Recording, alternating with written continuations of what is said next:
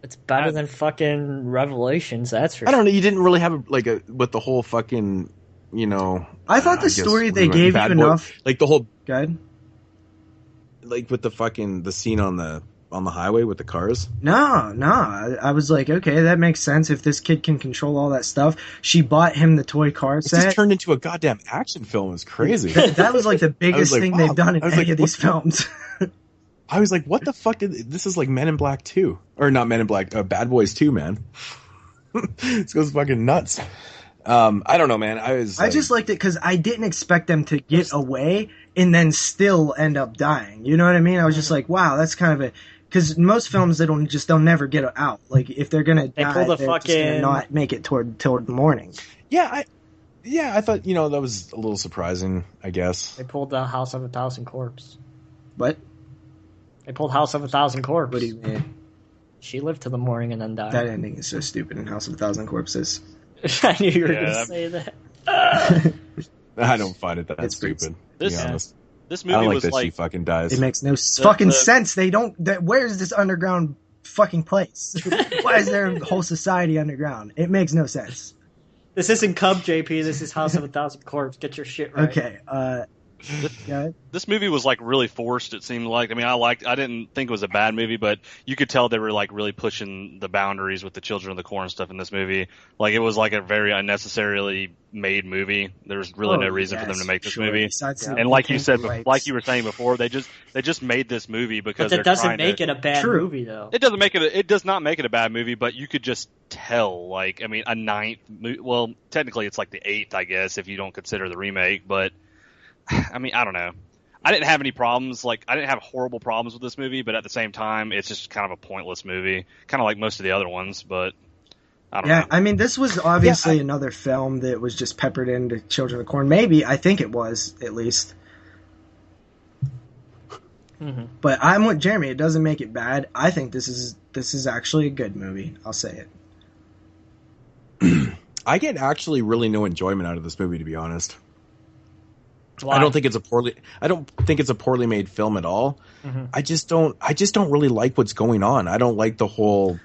I don't know, man. Like you said, there was lots of suspense in the film. I don't really think so. I don't think the scenes were that suspenseful. I mean, her walking out to that area where the kid was.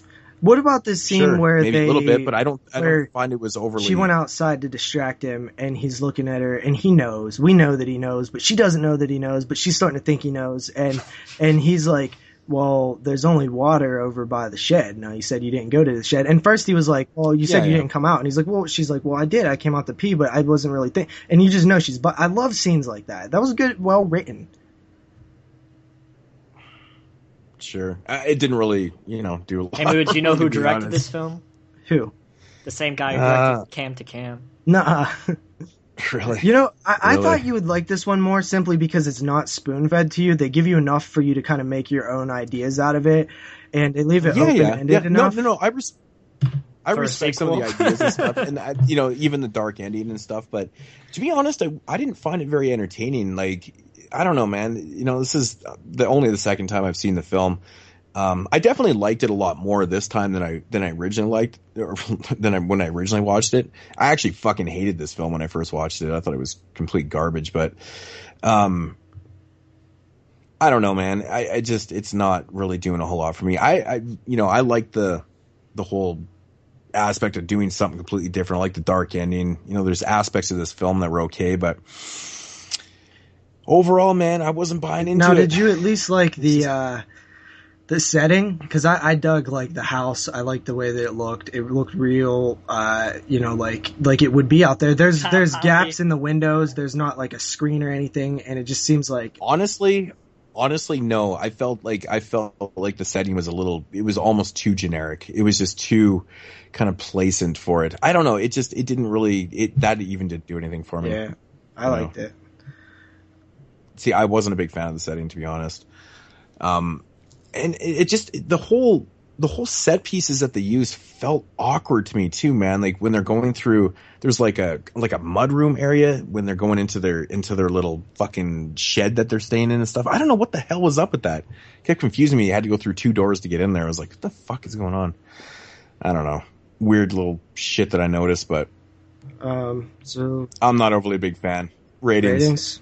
I'll go first. 5 out of 10. What, Jeremy? 5 out of 10. So you think it's average? I thought you liked it a little more. Guess I'm wrong. Well, when you compare it to Revelation, yeah, because he was talking about it like it was an above average film. No, it's just average when you compare it to all the other fucking sequels. What about when you don't compare it? It's is this what? Me. You know my ratings, I personally like this one more than I ever thought I would. I'd never seen this one. Maybe that helped that I was going into it fresh and after watching a bunch of shit. But I give it a 6 out of 10. That could be it too. 6 out of 10. It's above average. Shit. Well, like I said, man, I was coming in a little under the poverty line here. The poverty line. Poverty line. What the hell? What am I talking about here? We must be like 19 hours into this show right now. We're pretty far into the show right now. Yeah. Like I stated, there's things I like about this. I didn't find it overly exciting. I honestly, I thought the lead actress in the film was actually pretty cute. Mm-hmm. She's tall, man. She was hot, man. I liked her. I actually liked I thought it was actually too. quite interesting how much. I thought it was an interesting dynamic that they had because she's like a foot taller than him. You just don't see that very often in movies where the chick is so much taller than the guy. Just something I noticed. But yeah, overall, man, there's some decent ideas in this one, but it really falls flat for me. 4.5 out of 10. Kyle. Interesting. Yeah, I mean, like we were saying, I mean, it has its moments. It's just like any of the other films, but I mean, in my opinion, it's a lot better than a lot of the other films. If I don't compare it to those and compare it by itself as a regular movie, it wasn't that bad. I mean, it's one of those ones that you probably watch once and not revisit again. I mean, it doesn't really have much rewatch value, but at the same time, it wasn't horribly directed, wasn't horribly acted. It didn't have great acting, but it wasn't horribly acted. The storyline, for the most part, it had its moments, but it wasn't horrible. I would probably give this a 5.5 out of 10. All right. I think about midway is about the way to go with this one. Okay, so I think that we wanted to rank them really quickly, but I would suggest that we go from favorite to least favorite since we all know what everybody's favorite's going to be. Okay. Want me to go first? Sure. All right. Whew, man, I can't wait to watch something else that's not Children of the Corn. This was your idea, motherfucker. Yeah, I did Witchcraft too, man. Geez. Oh, just wait till Hellraiser, man. Yeah. I think I'll have more fun with Hellraiser. Mm-hmm. The biggest piece of donkey shit has to be Children of the Corn 666, or as JP likes to call it, Children of the Corn shit. Obviously, Jeremy didn't listen to anything I just said. Was that Kyle? Was that Moodz? What? It was me. Somebody said shit. I don't know who it was. I thought it was you, JP. No, I was just saying, I was like, let's go from our favorite to least favorite since we already know what everybody's favorite will be. All right. So it doesn't matter. I'm going the other. I'm being different because I'm Jewish. That makes sense. Next, Children of the Corn 5, of course. Next, Children of the Corn 3, Children of the Corn Revelations, Children of the Corn Genesis, the remake, Children of the Corn 2, and Children of the Corn 4. All right. What about you, Kyle? So we're going from favorite to least favorite? You pick. No! Okay. Gotta be Jewish. Go the other way. I'm going. Jews read right to left. What are you doing? Moodz? No, go ahead, Kyle. All right. Moodz laughing.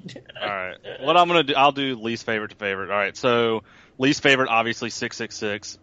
Just fuck that movie.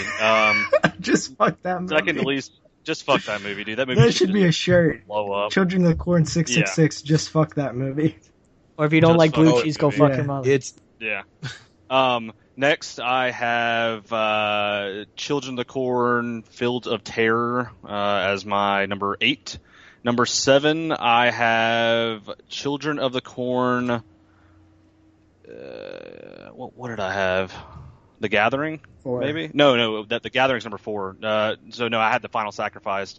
And then the one after that, I had The Gathering, and then I had Revelation, and then I had the remake, and then I had Children of the Corn 1, and then I had Urban Harvest as my favorite. I know that's different than everybody, and everybody's probably going to sue me for it, but yeah, I liked it. Whatever. Fuck y'all.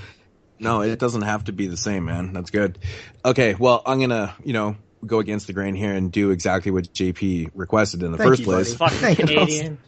And I got to do everything backwards, right, motherfuckers? And after this, I'll give you guys all a phone call later. So, I thought he was giving us a phone. Anyways, like he was going to hand us over a phone. Like, you're buying me a phone? Sweet, I could get rid of my flip phone. I'll give you guys a phone call. 6. I'm going to telephone you guys later. Okay, so obviously, no, my favorite one, is Original Children of the Corn. Number 2 is the way it's coming in, and these are ranked by how I rated them. Number 2 turned out to be the remake. Number 3 was Part 4, The Gathering. Number 4 was Part 3, Urban Harvest. Number 5 was Revelations Part 7. Number 6 was The Final Sacrifice Part 2. Number 7 was Part 8, which is Genesis. Number 8 is Fields of Terror, which is Part 5. And number 9, of course, is Isaac's Diarrhea Part 666. Isaac's Diarrhea. So mine is similar to Moodz early on. My favorite is obviously the original. My second favorite is the remake. I'm totally down with you on that. Then here's where it gets different. My third favorite is The Final Sacrifice, which is Part 2. I love that one. Then Part 3, which I also love that one. Then Genesis, which I like that one. And then Revelations, which is 7, which was just okay. And then Part 4, which was also just okay. And then we get down to the worst. That is 5, Fields of Terror, and finally 6. Mm-hmm. So the consensus seems to be 5 and 6 are the pieces of garbage in this one. So yeah, it's tough between 5 and 6 though, man. You know what's funny, man? Out of these 9 films, I have 4 of them under 5. I have 4 films rated under fucking 5 out of 10. I only had 2 under 5 out of 10. Yeah, I'm really surprised I was coming in so low on some of these, but I hated all of them, pretty much, as I expected. These were all first-time watches for me. So not the first one. Really? You said you saw the first one. Besides the first one. Yeah. Okay. Awesome. So that is going to conclude the Children of the Corn franchise, episode 56. Wow, that was very, very epic. I'm not going to lie, I'm tired. That was now. the most films we ever talked about in one episode. In terms of full reviews, featured reviews. Yep, I think it is. Except for Masters. Now I got to go get ready. I have to fucking fully get ready in the next half an hour because I'm heading out of town. So this is fucking bullshit. Got to get a boots out of town. I'm gonna have to phone up the wife and tell her I'm not. Yeah, there you go. Right. Fuck you guys. Anyways, guys, yeah, that's gonna do it for the show. Once again, Kyle, thanks for coming on. Yeah, man. Really, really great job. Did you have fun, or yeah, I'm never doing this again? Dude, I really liked it. I mean, I like. He's never gonna want to come back again because he's gonna be on a franchise show and it's gonna be half the films are shit. He's like, fuck this show, man. All they talk about is shitty movies. I like watching shitty movies. No, I really do. I like watching cheesy movies, and I mean these movies were like first time watches other than the first and second one. So I really wanted to be in on this and do this. So cool. I really, I enjoyed it, and I hope to be back. Awesome. Yeah, we'll definitely have you back in the near future if you're willing to come back. Maybe we'll talk about some good movies then. Yeah, maybe, we'll do a trilogy show apparently because we haven't done any yet. I really want to do. I really want to do the Fab Five show. So there's one. Oh, the Fab Five show, yeah. But yeah, awesome stuff. So we are signing off, and Jeremy, take us out. All right. Thank you, everybody, for listening to episode. Right now. Come on, JP. Stop doing that shit. You don't let me do it. Fuck you. Don't let me do anything. Fuck you, JP. You don't let me do anything. Fuck JP. Fucking pull it up. How are we in such good moods still? We've been recording for 9 hours. Dude, I'm so tired right now. One part of the show that I get to talk, and you never let me fucking do it. Nobody's ever heard you do this. It fucking pisses me off now. Go ahead. No, that's all right. I didn't even get to fucking plug Kyle or anything Kyle, like that. Go ahead, plug yourself. No, fuck you! That sounded like really gay. Here for 6 Kyle, plug hours yourself. and 15 minutes, and I don't even fucking get to do my part of the show. Fuck you, JP. Fucking bitch. plug me, Jeremy. Plug me so hard right now. Give him a good plug. Fucking bitch. Anything? You got anything to say? Oh yeah, I have one thing to say. Fuck you, JP. Check Kyle out on the YouTube. That's what the kids are calling it these days. You can do so at TheHorrorphile. Type it in YouTube. That's how I find his channel. Jeremy is making all kind of noise. You know where to find us, guys. You can check us out on the website, www.22shotsofmoodsandhorror.com. You can send us an email at 22shotsofmoodsandhorror@gmail.com. Follow us on Twitter, 20